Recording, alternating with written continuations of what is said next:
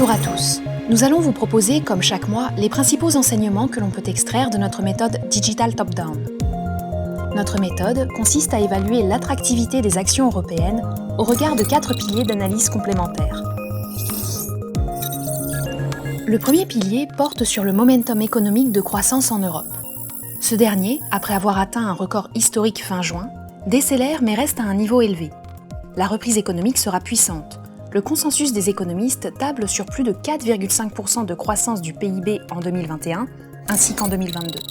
C'est un environnement évidemment porteur pour les actions à moyen terme et pour ses composantes les plus cycliques. Le deuxième pilier porte sur la politique monétaire mise en œuvre par la BCE.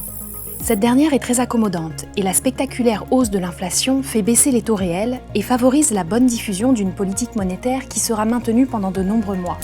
Même si la récente communication de certains membres de la BCE et de la Fed laisse entrevoir un resserrement à venir, cela ne sera pas avant 2022, et de manière très douce selon nous, en raison des forts besoins de financement des déficits budgétaires.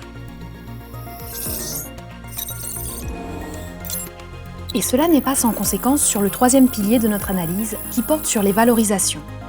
Dans un contexte où les taux sont très bas, voire négatifs, la notion de valorisation devient clé.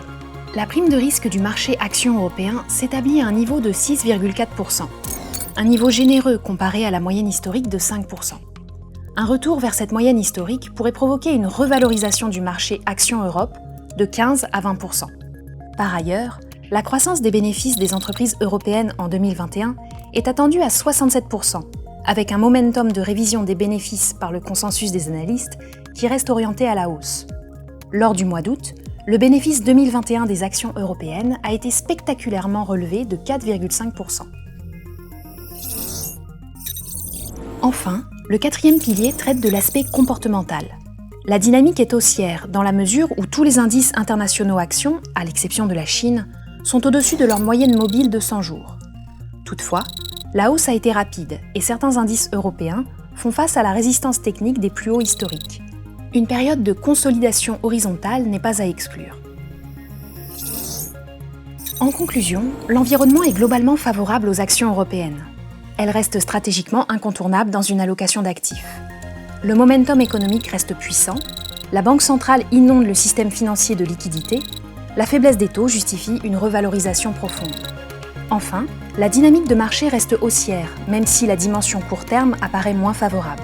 Chaque correction des indices doit être vue, dans ce contexte, comme une opportunité de renforcement de son exposition aux actions européennes.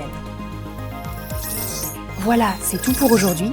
On se retrouve le mois prochain pour un nouveau point macroéconomique avec Shine Capital.